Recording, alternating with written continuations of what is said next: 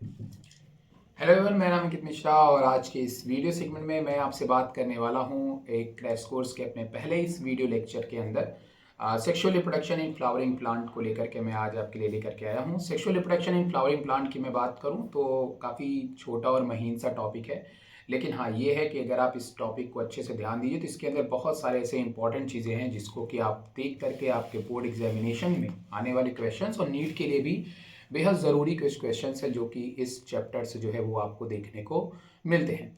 सबसे पहले sexual reproduction in flowering plant की बात करूं तो जैसा कि आप सब जानते हैं कि रिप्रोडक्शन को हम लोग जनरली कई टाइप से पढ़ते हैं और इसके अंदर जो है हम लोग देखेंगे कि कैसे सेक्सुअल रिप्रोडक्शन फ्लावरिंग प्लांट्स के अंदर हमें देखने को मिलता है, क्या क्या चीज़ें इसमें आई इंपॉर्टेंट है। पहले हम उन चीज़ों के ऊपर आपसे थोड़ा सा बातें करना चाहेंगे। सबसे पहली चीज़ तो देखिए, आपको इसके अंदर जो पढ़ना है वो पढ़ना है microsporogenesis, mega sporogenesis. Number one आपका यही देखना है। सबसे पहले आपका है माइक्रोस्पोरोजेनेसिस और स्पोरोजेनेसिस, और उसके बाद में दूसरी चीज़ आपको पढ़ना है, नंबर दूसरा है मेगा स्पोरोजेनेसिस। बट अब ये माइक्रो स्पोरोजेनेसिस और मेगा स्पोरोजेनेसिस जो दो टर्म आप इसको देखेंगे, इसको आप सबसे पहले देखेंगे दोनों अलग अलग फ्लावर पार्ट्स के अंदर कि कौन कौन से फ्लावर पार्ट्स ऐसे हैं जो मेल गैमेटोफाइट शो कर रहे हैं, कौन से ऐसे फ्लावर पार्ट्स हैं जो फीमेल पार्ट्स को शो कर रहे हैं। तो वो सारी चीज़ें भी यहीं पे आप देखेंगे। मतलब एकदम बहुत बेसिक से हम लोग यहाँ पे बातें करेंगे, बट क्रैश कोर्स को पूरी क्रैश कोर्स की तरह रखते हुए, फ्लैश कार्ड को देखते हुए। तो सबसे पहले जैसा कि आप सब जानते हैं कि sexual reproduction in flowering plant की जब हम बात करते हैं तो वहाँ पे आपको फ्लावर्स के अंदर कुछ ऐसे इंपॉर्टेंट पार्ट्स जो है वो देखने को मिलते हैं, जो इंपॉर्टेंट पार्ट्स बेहद इंपॉर्टेंट होते हैं। भाई सबसे पहले तो यहाँ पे आपको एक फ्लावर देखने को मिल ही रहा होगा। अगर आप इस फ्लावर को बहुत ही ध्यान से देखेंगे, बहुत ही अच्छी तरीके से देखेंगे, तो सबसे पहले आपको यहाँ पे मेल और फीमेल दोनों अलग अलग तरह के पार्ट देखने को मिल रहे हैं। इस साइड में जो आपको पार्ट देखने को मिल रहा है वो पार्ट है आपका फीमेल वाला, और इस तरफ जो आपका पार्ट है वो पार्ट है आपका मेल वाला।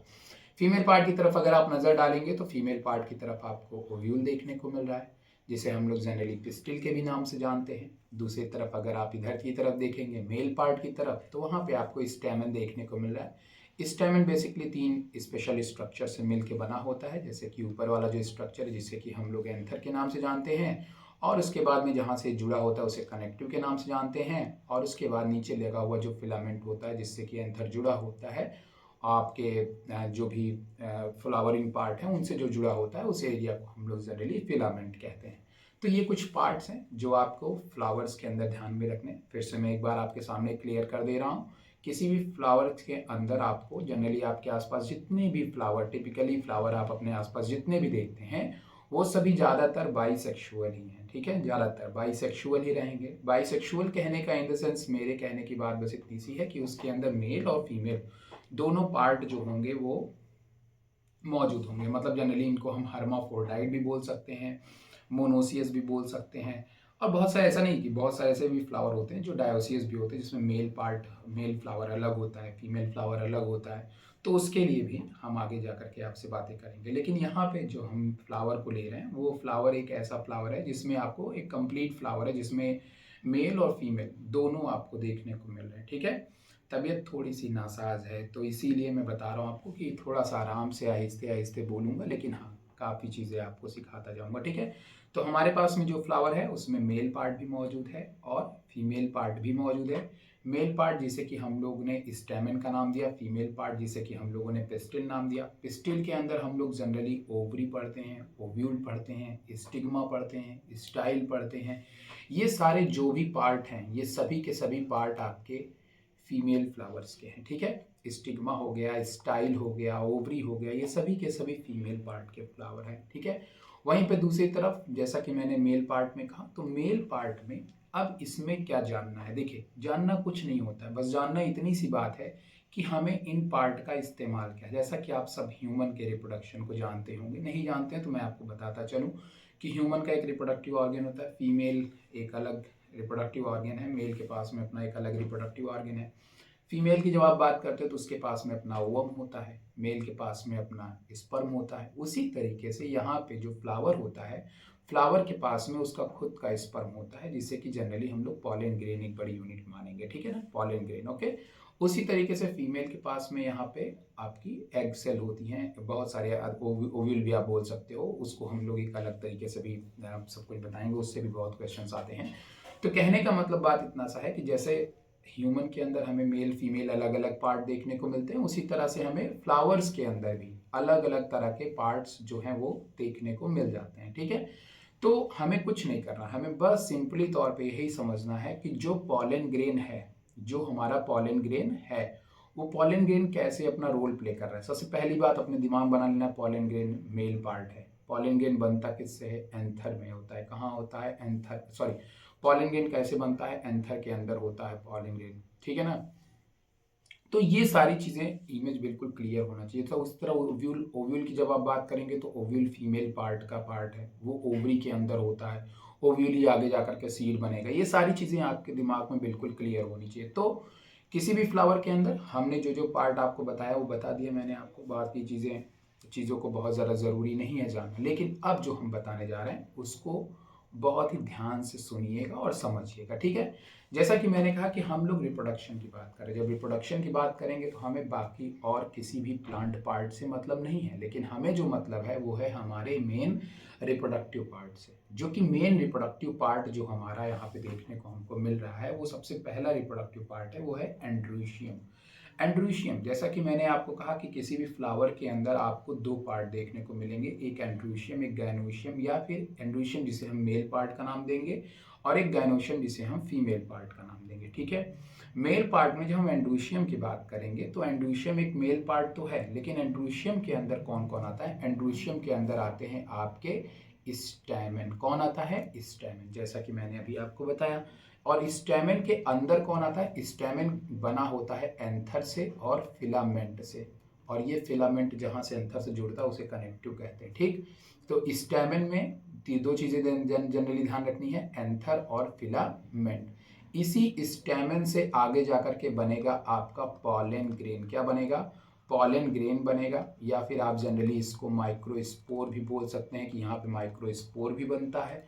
तो माइक्रोस्पोरोजेनेसिस, ध्यान सुनिएगा, माइक्रोस्पोरोजेनेसिस जो वर्ड है वो एंड्रोशियम का वर्ड है, मतलब वो एक मेल पार्ट का वर्ड है। तो माइक्रोस्पोरोजेनेसिस होगा तो माइक्रोस्पोर बनेगा, और जब माइक्रोस्पोर बनेगा तो उससे पॉलन ग्रेन बनेगा। तो इस सीक्वेंस को आप हमेशा ऐसे ही याद रखेंगे कि सबसे बड़ी जो यूनिट है वो है स्टेम एंड्रोशियम। एंड्रोशियम के अंदर जो आता है वो आता है आपका कौन? एंड्रोशियम के अंदर आता है स्टैमेन, स्टैमेन के अंदर आता है एंथर, और एंथर के अंदर आता है माइक्रोस्पोर, और माइक्रोस्पोर से बनता है पॉलन ग्रेन, और पॉलन ग्रेन के अंदर होती है स्पर्म सेल। आपको इतनी चीज इसी सीक्वेंस में याद रखनी है अगर आप क्रैश कोर्स का मतलब समझना चाहते हैं तो एंड्रोशियम में मैंने आपको कहा कि एंड्रोशियम में सबसे पहली चीज जो है वो है स्टैमेन, स्टैमेन के अंदर है एंथर, एंथर के अंदर आपका जो भी मैंने आपको बताया। ठीक है, अब इसी एंथर के स्टैमेन के अंदर जब हम आएंगे, या इसी एंथर के अंदर या इसी स्टैमेन में जब हम एंथर की बात करेंगे, तो एंथर के जब हम सेक्शन को कट करेंगे, देखिए यहाँ पे आपको दिखाई दे रहा है, तो ये हमें एंथर सेक्शन। अब देखिए एंथर के जो हमने कट किया तो एंथर के अंदर बहुत सारे गोल गोल से बॉल जैसा स्ट्रक्चर दिखाई दे रहा है। ये वही बॉल जैसा स्ट्रक्चर ही क्या होता है? माइक्रोस्पोरेंजियम होते हैं। क्या होते हैं? माइक्रोस्पोरेंजियम होते हैं, और यही माइक्रोस्पोरेंजियम जो होते हैं उसी में होता है माइक्रोस्पोर। क्या होता है? माइक्रोस्पोर। तो माइक्रोस्पोर कहीं और नहीं है, माइक्रोस्पोर जो है वो इसी स्टैमेन के एंथर के अंदर है। ठीक है, और यही माइक्रोस्पोर जब आगे डेवलप करेगा तो वही जाकर के बनेगा पॉलन सैक या फिर पॉलन ग्रेन, यही सब जाकर के डेवलप करे। तो वही कहते हैं कि माइक्रोस्पोरेंजियम क्या होता है? Present in the anther, develop into pollen sac. तो यही माइक्रोस्पोरेंजियम आगे जाकर के डेवलप किसमें करेगा? Pollen sac. और पॉलन सैक तब बोलेंगे जब उसके अंदर पॉलन होगा। जब तक माइक्रोस्पोर रहेगा तब तक तो हम क्या बोलेंगे? तब तक बोलेंगे माइक्रोस्पोरेंजियम। लेकिन जैसे ही माइक्रोस्पोर कन्वर्ट हो जाएगा पॉलन ग्रेन में, हम उसको बोलेंगे पॉलन सैक। ठीक है, तो पॉलन सैक। अब यहाँ पे सबसे बड़ी चीज जो है वो वही चीज यहाँ पे ध्यान में रखने वाली बात है। ठीक है, अब ध्यान सुनिएगा। देखिए सबसे पहले यहाँ पे जो आप स्ट्रक्चर देख पा रहे हैं, ये स्ट्रक्चर है हमारे एक एंथर का। ठीक है। जैसे एग्जाम्पल के तौर पे अगर हम एक एंथर की बात करेंगे तो ये एक एंथर का स्ट्रक्चर, सिंगल एंथर का स्ट्रक्चर है, ठीक है। एंथर को जब आप देखेंगे तो इसके अंदर आपको 4 सैक ऐसे दिखाई दे रहे हैं, यहाँ पे चारों सैक आपको दिखाई दे रहे हैं अलग अलग। इसको बोलते हैं स्पोरोजीनस टिश्यू। इस समय ये अभी कोई भी सैक वगैरह में कन्वर्ट नहीं है, अभी तक इसमें कोई माइक्रोस्पोर डेवलप नहीं, कुछ नहीं डेवलप है। That is a ordinary anther, ये एक ऑर्डिनरी एंथर है। और इसी स्पोरोजीनस टिश्यू के जब हम जूम करें तो पाया कि इसी स्पोरोजीनस टिश्यू में कुछ सेल्स के पास में माइक्रोस्पोर मदर सेल होती है, दैट इज अ माइक्रोस्पोर। याद रखिएगा कि रिप्रोडक्शन में अगर माइक्रो वर्ड यूज हो रहा है तो इसका मतलब वो मेल रिप्रोडक्टिव पार्ट है, और अगर मेगा वर्ड यूज हो रहा है तो इसका मतलब वो फीमेल रिप्रोडक्टिव पार्ट होता है। तो यहाँ पे माइक्रोस्पोर मदर सेल किससे बना है? Sporogenous tissue. तो इसी स्पोरोजीनस टिश्यू से ही के अंदर ही डेवलप शुरू हो जाता है माइक्रोस्पोर मदर सेल का, दैट इज अ MMC। ये माइक्रोस्पोर मदर सेल में अब होगा डिवीजन। क्या होगा? डिवीजन होगा। और यही जो स्पोरोजीनस टिश्यू है, पहले बनेगी माइक्रोस्पोर मदर सेल और फिर यही माइक्रोस्पोर मदर सेल बन जाएगी माइक्रोस्पोर में, जब इनमें हो जाएगा डिवीजन। और ये सब चीज़ें कहाँ होंगी? ये सारी की सारी चीज़ें होंगी आपके एंथर के अंदर। कहाँ होंगी? आपके एंथर के अंदर होंगी। और इस पूरी स्पोरोजीनस टिश्यू या इस माइक्रोस्पोर मदर सेल को न्यूट्रिशन देने का जो काम करेगा वो कोई और नहीं करेगा, वो करेगा आपका टैपिटम। कौन करेगा?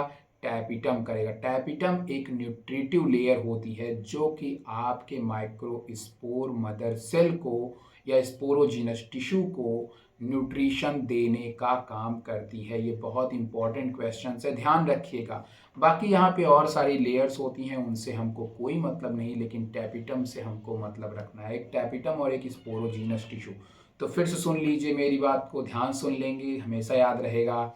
सबसे पहले एंथर, एंथर के अंदर था स्पोरोजीनस टिश्यू, और स्पोरोजीनस टिश्यू ही आगे जाकर के डेवलप होगी माइक्रोस्पोर मदर सेल, और फिर यही माइक्रोस्पोर मदर सेल को न्यूट्रिशन देगी टैपिटम, और यही माइक्रोस्पोर मदर सेल आगे जाकर के डेवलप करके बनाएगी माइक्रोस्पोर। अब आ जाइए इस डायग्राम पे जिसको हम बोलते हैं माइक्रोस्पोरोजेनेसिस। देखिए कुछ नहीं है, देखिए यहाँ पे हमने सबसे पहले एक माइक्रोस्पोर मदर सेल को देखा। क्लियर? इतनी बात समझ में आ रही है? माइक्रोस्पोर मदर सेल या स्पोरोजीनस टिश्यू के पास जो एक सिंगल सेल थी, ठीक है, उसमें देखिए डिवीजन हुआ, मियोसिस फर्स्ट, मियोसिस सेकेंड। अब हमारे पास कितने माइक्रोस्पोर बन गए? 4। जो आपको पता है जब भी मियोसिस सेकेंड होगा तो 4 सेल आपकी बनेंगी, हैप्लॉइड टेट्राड बन गए, जिसको हमने नाम दिया माइक्रोस्पोर। और ये सारी की सारी जो चीज़ें हो रही हैं, ये इवेंट है माइक्रोस्पोर मदर सेल में हो रहा है। कहाँ हो रहा है? माइक्रोस्पोर मदर सेल में। और अब ये जो माइक्रोस्पोर सब अलग हो जाएंगे, टेट्राड जब अलग हो जाएंगे तो यही माइक्रोस्पोर डेवलप होकर के क्या बना देंगे? पॉलन ग्रेन बन जाएंगे, ठीक है। अब इसको हम अपने हिसाब से क्लियर कर रहे हैं, ध्यान से बेटा इसको सुनते रहिएगा। सबसे पहला काम देखिए, नंबर 1 हमने क्या बताया? नंबर 1 मैंने कहा कि सबसे पहले आपका स्टैमेन क्या है? स्टैमेन है। नंबर दूसरा, स्टैमेन के बाद में स्टैमेन के अंदर क्या होगा? एंथर होगा। और एंथर के अंदर क्या होगा? एंथर के अंदर होगा, नंबर तीसरा होगा इसके अंदर होगा स्पोरोजीनस टिश्यू। स्पोरोजीनस टिश्यू होगा, और स्पोरोजीनस टिश्यू से ही बनेगी आपकी microspore mother cell. Microspore mother cell, और माइक्रोस्पोर मदर सेल के बाद फिर ये बनेगा, इसको माइक्रोस्पोर मदर सेल को न्यूट्रिशन कौन देगा? टैपिटम देगा। टैपिटम देगा इसको न्यूट्रिशन, ये भी ध्यान रखिएगा। नंबर चौथा मैंने कहा कि माइक्रोस्पोर मदर सेल के बाद में क्या होगा? इसमें होगा डिवीज़न, इसमें होगा मियोसिस डिवीज़न, और मियोसिस डिवीज़न के बाद बन जाएंगे माइक्रोस्पोर टेट्राड। माइक्रोस्पोर टेट्राड, और माइक्रोस्पोर टेट्राड में फिर होगा माइटोसिस, और माइटोसिस से बन जाएगा पॉलन ग्रेन, ठीक है, पॉलन ग्रेन। अब ये जब बन गया पॉलन ग्रेन, तो पॉलन ग्रेन के स्ट्रक्चर को अब आप जब देखेंगे तो पॉलन ग्रेन में सबसे किनारे की तरफ एक लेयर आपको दिखाई देगी जिसे हम बोलेंगे एक्साइन। क्या बोलेंगे? एक्साइन बोलेंगे। एक्साइन बनी होती है स्पोरोपोलैनिन से। किससे बनी होती है? स्पोरोपोलैनिन से बनी होती है। और स्पोरोपोलैनिन हार्डेड सब्सटेंसेस होता है जिसे डिस्ट्रॉय करना आसान नहीं होता है। और अंदर की लेयर होती है जिसे हम लोग बोलते हैं इंटाइन। क्या बोलते हैं? इंटाइन कहते हैं। और इसके पास में होगा दो न्यूक्लियस, दो सेल्स, एक होगी आपकी वेजिटेटिव और एक होगी आपकी जेनरेटिव। एक होगी आपकी वेजिटेटिव सेल होगी, वेजिटेटिव होगी और वेजिटेटिव होगी, और एक होगी आपकी जेनरेटिव। इस चीज़ को बस आपको अभी तक इतना ही क्लियर रखना है, ठीक है। वेजिटेटिव जो होगा वो फ्यूचर में जाके क्या बनाएगा, ये फ्यूचर में जाके बनाएगा पॉलन ट्यूब। और जो जेनरेटिव होगी वो फ्यूचर में जाके क्या बनाएगा, ये फ्यूचर में जाकर के बनाएगा आपका स्पर्म सेल। स्पर्म सेल जो आगे जाकर के बनाएगा जाइगोट एंड एंडोस्पर्म। क्या बनाएगा, एंडोस्पर्म, ठीक। और ये पूरी की पूरी जो प्रोसेस हुई इसी को हम लोग बोलते हैं माइक्रोस्पोरोजेनेसिस। क्लियर। अब आगे ध्यान देखिए। Okay fine. अब यहाँ पे देखिए इतनी बातें मैंने आपको क्लियर कर लिया। यहाँ पे आपके सामने सारे डायग्राम हैं। ये आपका वैक्यूल, इससे कोई मतलब नहीं है, that is a generative cells, other is a tube cell जो मैंने अभी आपको बताया। बाकी इंटाइन की लेयर है, किनारे की तरफ एक्साइन की लेयर होगी जिसे स्पोरोपोलानिन कहेंगे, बताने की ज़रूरत ही नहीं है। आगे बढ़ते हैं, नेक्स्ट देखते हैं। ओके, अगला टर्म है हमारा स्पोरोजिनस टिश्यू। मैंने आपको बता दिया sporogenous tissue microspore mother cell होती है, होमोजिनस टिश्यू होती है, microsporangia of young anther. Each cell have capability develop into microspore mother cell. इसमें हर एक सेल के पास में माइक्रोस्पोर बनाने की कैपेबिलिटी होती है। Microsporogenesis, formation of microspore tetrad by meiosis to microspore mother cell and pollen tube cell, PMC, ये सब मैंने आपको बता दिया।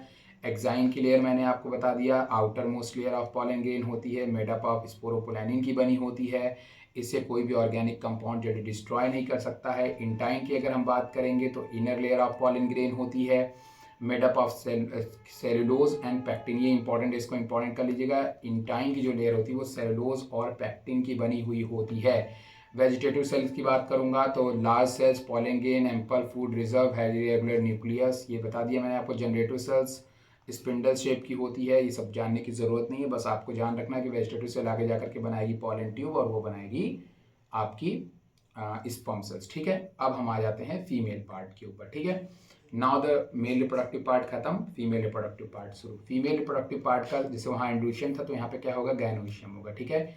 गायनोशियम होगा, गायनोशियम में फीमेल रिप्रोडक्टिव ऑर्गन होता है गायनोशियम, जिसमें सबसे पहला pistil made up of stigma, style and ovary. Pistil को हम क्या बोलते हैं, स्टिग्मा, और स्टाइल और ओवरी को ही मिला करके हम लोग क्या बोलेंगे, पिस्टिल बोलेंगे, ठीक है। आगे यहाँ पे देखिए, अगर मान लीजिए हमारी ओवरी आपस में पूरी की पूरी मतलब कि स्टिग्मा, जो स्टिग्मा है वो सभी के सभी क्या हैं, आपस में फ्यूज हैं, तो इस तरह के ओवरी को हम लोग जनरली सिंकार्पस कहते हैं, जैसे पेपर में देखने को मिल रहा है। यहाँ पे देखेंगे आपको डायग्राम मिल जाएगा। यहाँ पे देखिए ये रहा, ये हमारे देखिए सभी के सभी स्टिग्मा आपस में मिले हुए हैं, तो इसीलिए हम इसको सिंकार्पस ओवरी के नाम जो है वो देते हैं, ठीक है। अगर उसके बाद में अलग अलग तरह से सभी के सभी पिस्टिल अलग हैं, फ्री फॉर्म में हैं, जैसे कि यहाँ पे देखने को मिल रहा है सभी के सभी पिस्टिल जो है वो फ्री फॉर्म में है। देखिए यहाँ पे सभी के सभी पिस्टिल आपस में फ्री फॉर्म में है, सभी के सभी अलग अलग हैं, मिले नहीं हैं, तो इसलिए हम इसको बोलेंगे कि भैया ये कैसा हो गया, ये हो गया हमारा एपोकार्पस, जिसका एग्जाम्पल है माइकेलिया, ठीक है। माइक्रोस्पोरेंजियम क्या होता है, अब इसको बहुत ही ध्यान सुनना है, यही चीज़ समझने के लिए बच्चे बहुत परेशान हो जाते हैं, कहते हैं भैया नहीं समझ में आ रहा है क्या चल रहा है, ठीक है। ओके, जैसे अभी हम लोगों ने माइक्रोस्पोरोजेनेसिस देखा, उसी तरीके से एक टर्म यूज होता है जिसे हम लोग कहते हैं मेगा स्पोरोजेनेसिस। क्या कहते हैं, मेगा स्पोरोजेनेसिस। अब इसमें बच्चे बहुत ज़्यादा कंफ्यूज हो जाते हैं कि यार ये मेगा स्पोरोजेनेसिस में कैसा सिंगल सेल से बन जाती है। देखो दिक्कत क्या होता है कि आपको लग रहा है कि जैसे माइक्रोस्पोर था, माइक्रोस्पोर में एक सेल था स्पोरोजीनस वाला माइक्रोस्पोर, उसमें लगातार डिवीजन होता रहा, बनता चला गया। नहीं भाई, ऐसे नहीं होता है, ध्यान सुनिएगा मेरी बात। देखिए जब हम बात करते हैं मेल की, जैसे मेल स्पर्म की अगर हम बात करते हैं तो मेल स्पर्म में क्या है भाई, मल्टीप्लिकेशन हुआ, डिवीजन हुआ, ढेर सारे स्पर्म सेल्स बन गए। जैसे एक सेल से दो बना, दो से चार, चार से 10, ऐसे बनते चले जाते हैं। लेकिन फीमेल के केस में ऐसा नहीं। हमारा जो फीमेल का जो ओवम होता है, या जो हमारा जनरली जो ओव्यूल होता है फीमेल, या पॉलीगोनम टाइप का जो ओव्यूल होता है या एम्ब्रियोसाइक होता है, वो जनरली मोनोस्पोरिक होता है। कैसा होता है, मोनोस्पोरिक। अब ये टर्म बहुत ज़्यादा बच्चे कंफ्यूज जाते हैं कि मोनोस्पोरिक क्या होता है, तो इसीलिए इसको बहुत ही ध्यान समझेंगे तो ही समझ में आएगा। ध्यान से इसीलिए देखते हैं। देखिए क्या होता है, सबसे पहले देखिए पॉलन ग्रेन को आपने देखा, ठीक है, एंथर को आपने देखा। एंथर के अंदर स्पोरोजीनस टिश्यू थी, एक ऑर्डिनरी टिश्यू थी, होमोजीनस टिश्यू थी, मतलब वो एक ऐसी टिश्यू थी जिसमें रिप्रोडक्शन बाद में डेवलप हो गया कि भाई चलो ठीक है तुम्हें ये बनाना है, ठीक है। लेकिन उसी तरीके से यहाँ पे जब कोई भी फीमेल गैमेटोफाइट बनेगा या जब कोई भी फीमेल बनेगी या जब भी मेगा स्पोरोजेनेसिस होगा, मेगा स्पोरोजेनेसिस मतलब फीमेल गैमेटोफाइट का बनना या फीमेल का बनना, ठीक है। तो उसके लिए भी सबसे पहले शुरुआत में ऑर्डिनरी सेल ही होती है, जिसे हम लोग न्यूसेलस कहते हैं। क्या कहते हैं? न्यूसेलस कहते हैं। ये ऑर्डिनरी सेल है, इसमें कोई दिक्कत नहीं। इसी न्यूसेलस में कुछ सेल्स होती हैं जिसके पास में ऐसी स्पेशलिटी होती है कि वो आगे जा कर के ओव्यूल बनाए, वो आगे जा कर के आर्कीस्पोरियल सेल नाम की एक सेल होती है जिसके पास में कैपेबिलिटी होती है कि वो आगे जा कर के मेगा स्पोर बना सकती है। लेकिन मेगा स्पोर ऐसे नहीं बनता है। सबसे पहले न्यूसेलस में आर्कीस्पोरिया सेल डिवाइड करेगी, नॉर्मली तौर पर डिवाइड करेगी, क्योंकि यही होता है मेगा स्पोर मदर सेल। तो सबसे पहले जैसे वहाँ पे एमएमसी डिवाइड कर रही थी, माइक्रोस्पोर मदर सेल ने डिवाइड किया। लेकिन वहाँ क्या दिक्कत थी? वहाँ पे जब एमएमसी ने डिवाइड किया, ध्यान से देखते रहिएगा डायग्राम्स में, देखिए यहाँ पे जब एमएमसी ने डिवाइड किया तो 4 सेल लगातार बन गई। यहाँ 4 सेल बनी ना, वहाँ भी 4 बनेंगी। लेकिन वहाँ 4 बनी तो देखिए यहाँ पे, देखिए यहाँ पे पहले एक डिवीजन हुआ, मियोसिस फर्स्ट 2 बनी, 2 से 4 बनी, 4 तो यहाँ भी बनी, लेकिन 4 यहाँ भी बनेंगी। देखिए 4 यहाँ भी बनेंगी, ये देखिए 4 यहाँ भी बन रही हैं। लेकिन दिक्कत इस चीज़ की है कि 3 जो रहेगी, इसमें 3 जो सेल रहेंगी वो फंक्शनल नहीं रहेंगी। वो कहेंगे भैया हम फंक्शन ही नहीं कर सकते, हमारा शेप ही इतना नहीं कि हम आगे जा करके कोई नया सेल बना सकें। तो इसमें से 3 सेल जो होंगी वो डीजनरेट हो जाएंगी, केवल एक ही सेल होगी जो फंक्शनल बचेगी, जिसे हम फंक्शनल मेगा स्पोर कहेंगे। और अब इसी फंक्शनल मेगा स्पोर से 8 न्यूक्लियस बनते हैं या 7 सेल बनती हैं। इसी एक फंक्शनल मेगा स्पोर से 7 डिफरेंट सेल्स बनेंगी। इसीलिए हम इसको मोनोस्पोरिक कहते हैं, क्योंकि इसमें एक सिंगल सेल फंक्शनल बची थी लास्ट में, और उसी सिंगल सेल से डेवलप करके पूरा का पूरा एम्ब्रियो सैक बना हुआ है, जिसमें सिनर्गिड, एग, पोलन न्यूक्लियाई और एंटीपोडल आते हैं। मेरी बात को फिर से सुन लीजिए, मैं इसको डायग्राम के थ्रू क्लियर करूंगा, इसीलिए मैंने आपको बोला कि थोड़ा सा सब्र करिए, अच्छी चीज़ आपको देते जाता हूँ। ध्यान सुनिएगा। देखिए सबसे पहले क्या था, मैं से मान लीजिए कि ये एक मेगा स्पोर मदर सेल है, ठीक है। ये क्या है? एक मेगा स्पोर मदर सेल है। हमें दिक्कत ही नहीं है भाई, एक सिंगल सेल है, megaspore mother cell, nucellus हो कुछ भी हो मुझे नहीं मतलब, that is a megaspore mother cell, ठीक। अब ये मेगा स्पोर मदर सेल में सबसे पहले मान लीजिए मियोसिस फर्स्ट और मियोसिस सेकंड डिवीजन हुआ, ठीक है। पहले मियोसिस फर्स्ट हुआ तो 2 बनी, मान लो, चलो भाई हो गया। अभी जब मियोसिस सेकंड हुआ ना तो 4 बन गई। हमने कहा भाई बहुत अच्छी बात है, क्या बात है भाई, 4 बन गई। लेकिन सवाल बस इस बात का था कि एक ही इसमें काफ़ी बड़ी दिखाई दी जो कि मैच्योर लगी, बाकी के 3 जो थे वो बेकार कहे, नहीं भैया हमारे से तो हो ही नहीं पा रहा है यार, हम तो कर ही नहीं पाएंगे कुछ भी। तो 3 जो होगी वो कट्टम पुट्टम हो गई, मतलब उनमें तीनों से मतलब भी नहीं बची। कितनी? एक। यही है आपकी functional megaspore mother cell.